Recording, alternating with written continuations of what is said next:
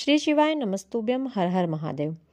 आज इंदौर की पूज्य गुरुजी पंडित प्रदीप जी मिश्रा के द्वारा बाँची जा रही 12 ज्योतिर्लिंग शिव महापुराण कथा का 5वां दिन था।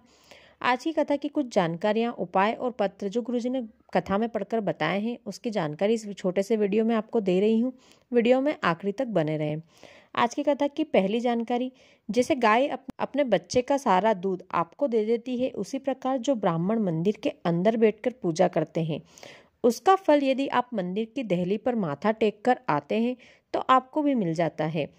वो ब्राह्मण का सारा किया गया पुण्य, सारा किया गया पूजा पाठ का फल जो माथा टेकता है देहली पर मंदिर की, उसे मिल जाता है। यदि आप शिव मंदिर के अंदर नहीं जा सकते तो आप केवल शिव मंदिर की देहली को छूकर आ जाए, अपना माथा शिव मंदिर की देहली पर टेक कर आ जाए, आपको शिव पूजा का पूरा फल प्राप्त हो जाएगा। यदि आपकी ज़िंदगी में कुछ उल्टा होना लिखा होगा, वो सब सीधा हो जाएगा। शिव मंदिर के दरवाजे पर शिव के द्वारपाल मणिभद्र होते हैं। आज की कथा की दूसरी जानकारी, गंगा जी की 100 डुबकी, यमुना जी की 1000 डुबकी, शिप्रा नदी की कई डुबकियाँ और नर्मदा जी का केवल दर्शन मात्र आपको तार देता है। आज की कथा की तीसरी जानकारी, यदि आपका मन कभी खराब हो, व्यतीत हो, व्याकुल हो, अशांत हो, तो 12 ज्योतिर्लिंग में से जो भी ज्योतिर्लिंग आपके आसपास पड़ता है, उसमें से किसी भी एक ज्योतिर्लिंग का दर्शन करें और रात्रि पर वहीं रुक जाएं। आपका मन स्थिर हो जाएगा, आपके मन को शांति प्राप्त होगी। अगली जानकारी, शिव महापुराण कहती है अपने मुख से कभी अपना गुणगान नहीं करना चाहिए। आप अपने मुख से दूसरे की बढ़ाई कर सकते हैं, दूसरों को यश दे सकते हैं, आपको भी यश प्राप्त होगा और बधाई मिलेगी। और अपने मुख से कभी किसी की निंदा नहीं करना चाहिए और ना ही कभी किसी की निंदा आपको सुनना चाहिए।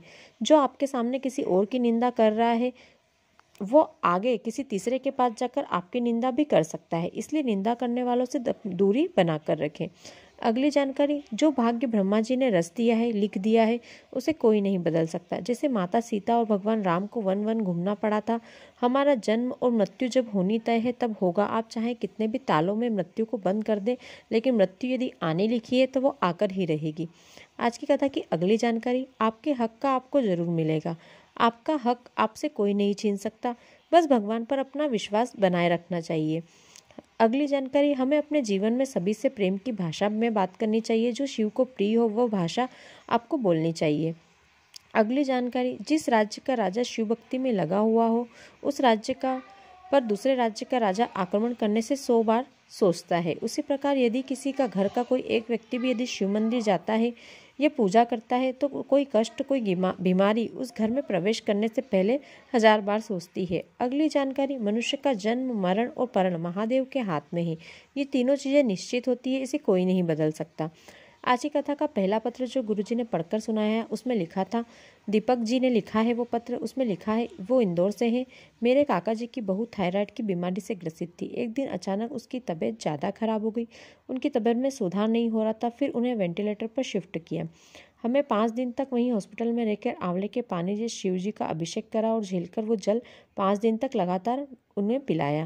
लेकिन 5वें दिन उनकी सांस जा चुकी थी। डॉक्टर ने कह दिया इनके प्राण जा चुके हैं, आप घर ले जा सकते हैं। सभी घर वाले दुखी हो गए और कहे कि हमने इतना पूजन किया पर बाबा ने हमारी नहीं सुनी। डॉक्टर को डेड बॉडी देने में थोड़ा समय लग रहा था। तब तक हम सब वहाँ बैठे बैठे श्री शिवाय नमस्तुभ्यम मंत्र का जाप करने लगे और अचानक उसमें सांस वापस आ गई। ये थी महादेव की कृपा जो हम पर हुई। महादेव ने उस हमारी काका जी की बहू के प्राण वापस लौटा दिए। आज की कथा का दूसरा पत्र ये खरगोन से आया था, जिसमें लिखा था, मेरे पति पूरी तरह से सिलेंडर में जल चुके थे। डॉक्टर ने भी जवाब दे दिया था। उनका कहना था इनका बचना मुश्किल है। फिर हम उन्हें इंदौर के बड़े हॉस्पिटल में लाए, वहाँ भी डॉक्टरों ने मना कर दिया, पर हमारे कहने पर उन्हें एडमिट तो कर लिया, लेकिन डॉक्टर ने जवाबदारी नहीं ली। उस दिन मेरे 16 सोमवार व्रत का उद्यापन था और मैंने बाबा से कामना की कि बाबा मैं तेरी कथा सुनती हूँ, तेरे व्रत करती हूँ, तेरी पूजा करती हूँ, मेरी लाज रखना, मेरे पति की रक्षा करना। और गुरुजी मेरे पति को बिल्कुल बाबा ने ठीक कर दिया। आज मेरे पति मेरे इस कथा में धोख लगाने के लिए आए हैं।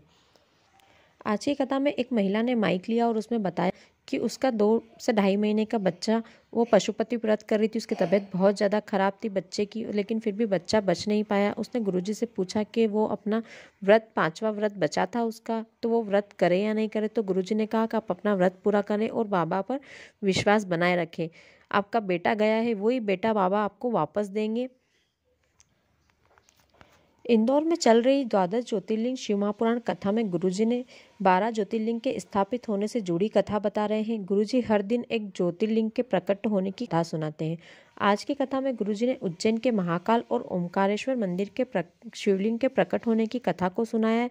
कथा काफ़ी बड़ी थी, इसलिए आप सभी के लिए मैं अलग से एक पूरा वीडियो हर ज्योतिर्लिंग के इतिहास के ऊपर बनाकर इसी चैनल पर अपलोड करूंगी। यदि आप सभी 12 ज्योतिर्लिंग का इतिहास जानना चाहते हैं तो चैनल को सब्सक्राइब कर लें। साथ ही कमेंट में हर हर महादेव या श्री शिवाय नमस्तुभ्यम लिखकर हमें उत्साहित करें, प्रोत्साहन बढ़ाएं, ताकि मैं ऐसे ही आपके लिए अच्छे अच्छे वीडियो बनाकर लाती रहूं। श्री शिवाय नमस्तुभ्यम।